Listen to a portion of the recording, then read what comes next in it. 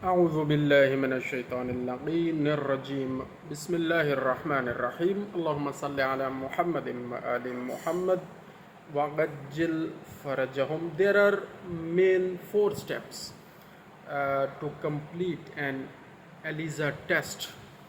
Elisa is actually enzyme linked immunosorbent assay, and it is performed in polystyrene plates, typically of 96 wells, and that is coated to bind protein very strongly. Depending upon the Elisa type, testing requires a primary and or secondary detection antibody, analyte or antigen, coating antibodies or antigen.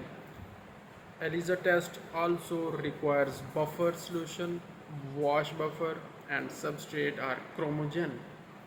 The primary detection antibody is a specific antibody that only binds to the protein of interest, while a secondary detection antibody is a second enzyme conjugated antibody that binds a primary antibody that is not enzyme conjugated. So I mentioned earlier that there are four main general steps to complete ELISA test, and those tests are number one.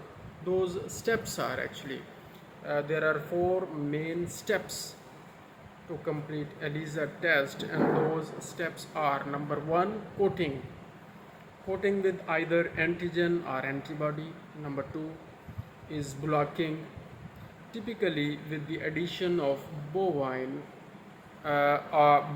serum albumin, which is also abbreviated as BSA. And number third step is detection. Detection is carried out by the addition of substrate that can generate a color. And finally, optical density is read by using wavelengths of 450 nanometers approximately in microplate photometer, we can say.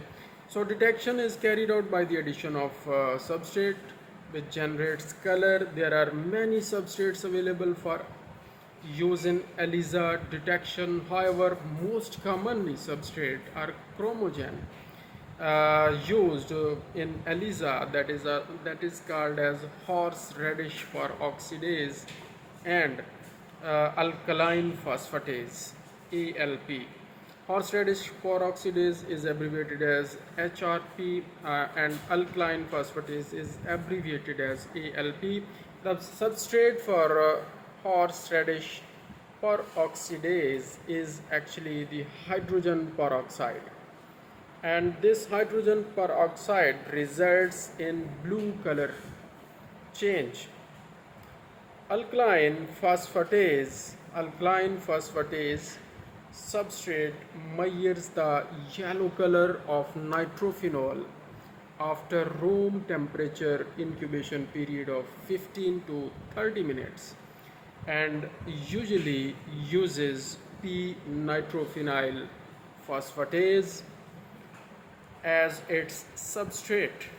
Between each of the above four steps is a wash of plate using buffer solution such as phosphate buffered saline, and non-ionic detergent can be used to remove unbound material.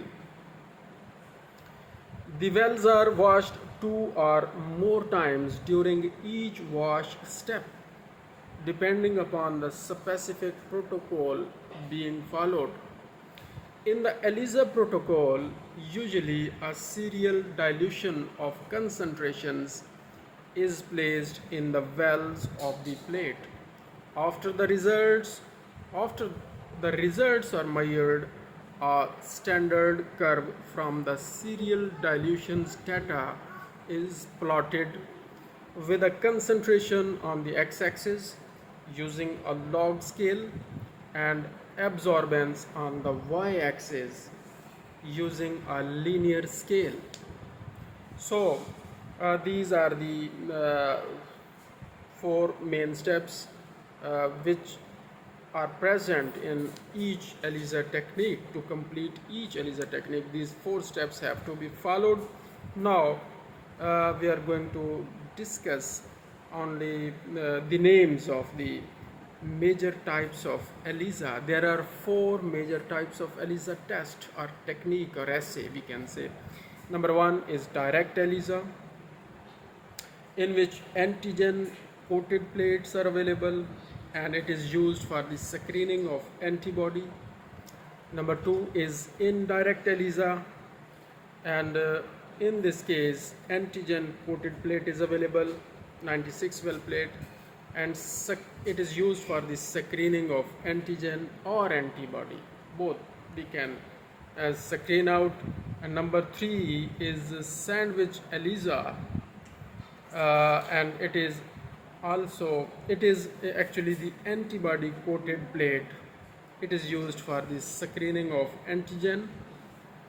And last one is the competitive ELISA. It is used for the screening of antibodies.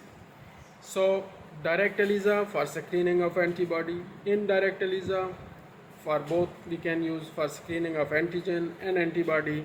Sandwich ELISA can be used for screening of antigen, only one this especially for antigen screening, and competitive ELISA is used for the screening of antibodies. Thank you very much. Jazakallahu khaira. Allahumma salli ala Muhammadin wa ali Muhammad wa ajil farajahum.